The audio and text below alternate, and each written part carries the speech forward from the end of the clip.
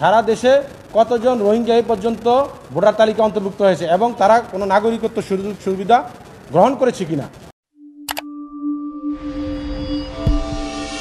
আজকে যে মহামান্য হাইকোর্টে যে রোহিঙ্গা ইস্যু নিয়ে একটি আদেশ দিয়েছে, এটার পিছনে যে বিস্তারিত ছিল 24 তারিখে যে একটি রুল ইস্যু ছিল যে কক্সবাজার জেলার ঈদগাঁও উপজেলা ঈদগাঁও ইউনিয়নে একটু রোহিঙ্গা ভোটার নিয়ে জটিলতা হয়েছিল। তখন আমরা একটি রিট পিটিশন দায়ের করি যে কতজন রোহিঙ্গা ভোটার তালিকা কক্সবাজারে অন্তর্ভুক্ত হয়েছে।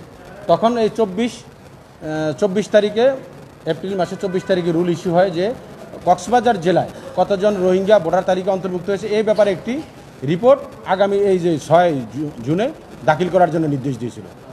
যথারীতি ওই রুল জারি হয়। পরবর্তী সময়ে ডিসি অফিস এই আজকে যে 6 তারিখে ছিল বিগত এখানে রিপোর্ট দাখিল করার কথা ছিল, কিন্তু রিপোর্ট দাখিল করে নাই।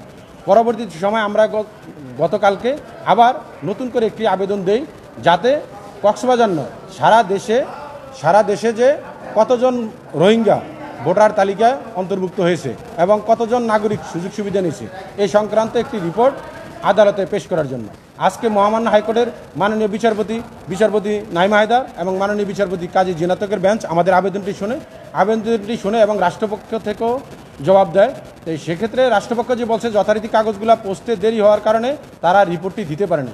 পরবর্তী সময়ে এই মাননীয় বিচারপতি মহোদয়গণ আরও আজকেই আমার আবেদনের প্রেক্ষিতে একটি নতুন করে নির্দেশনা দিয়েছেন যে তখন তো শুধু আপনারা জানেন যে শুধু কক্সবাজারে কতজন রোহিঙ্গা ভোটার তালিকা অন্তর্ভুক্ত হয়েছিল সেটার জন্য নির্দেশ দিয়েছিল। আজকের যেই আদেশটা দিয়েছে এটা অত্যন্ত গুরুত্বপূর্ণ যে সারা দেশে কতজন রোহিঙ্গা এই পর্যন্ত ভোটার তালিকা অন্তর্ভুক্ত হয়েছে এবং তারা কোনো নাগরিকত্ব সুযোগ সুবিধা গ্রহণ করেছে কিনা সে ব্যাপারে আদালতে আগামী 8ই আগস্টের ভিতরে রিপোর্ট দাখিল করার জন্য নির্দেশ দেওয়া হয়েছে।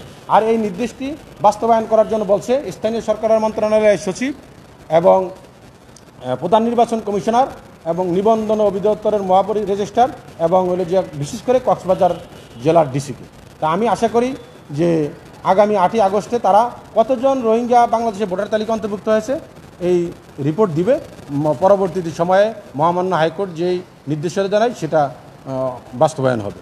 আর একটি কথা আমি এখানে ক্লিয়ার করে বলতে চাই যে রোহিঙ্গা যাদেরকে এখানে আমাদের এখানে থাকতে দিয়েছেন মাননীয় প্রধানমন্ত্রী, এটা একটা মহানুভবতার দিক থেকে দিয়েছেন, কিন্তু কিছু অসাধু লোকের স্বার্থান্বেষী মহলের অসাধু আচরণের কারণে কিছু অর্থের বিনিময়ে তারা তাদের এই যে নাগরিকত্ব এবং ভোটার তালিকা অন্তর্ভুক্ত করছে, যাহা তাদের এই কর্মের কারণে আমাদের স্বাধীনতার সার্বভৌমত্ব প্রশ্নাতীত হয়ে গেছে। আজকে তারা আমাদের এখানে নাগরিকত্ব লাভ করে এবং ভোটার তালিকা অন্তর্ভুক্ত হয়ে পাসপোর্ট তৈরি করে বিভিন্ন রাষ্ট্রে যাচ্ছে, যারা অপরাধমূলক কার্যকলাপ সংগঠিত করছে, যেটা আমাদের সার্বভৌমত্বের প্রতি হুমকি স্বরূপ আমাদের বদনাম হচ্ছে। আমি আশা করব এই রিট পিটিশন তো আসি, তারপরেও যারা কর্তৃপক্ষ আছে সংশ্লিষ্ট যারা আছে এখন কর্মকার থেকে এই ভোটার তালিকা অন্তর্ভুক্ত করা থেকে বিরত থাকবে।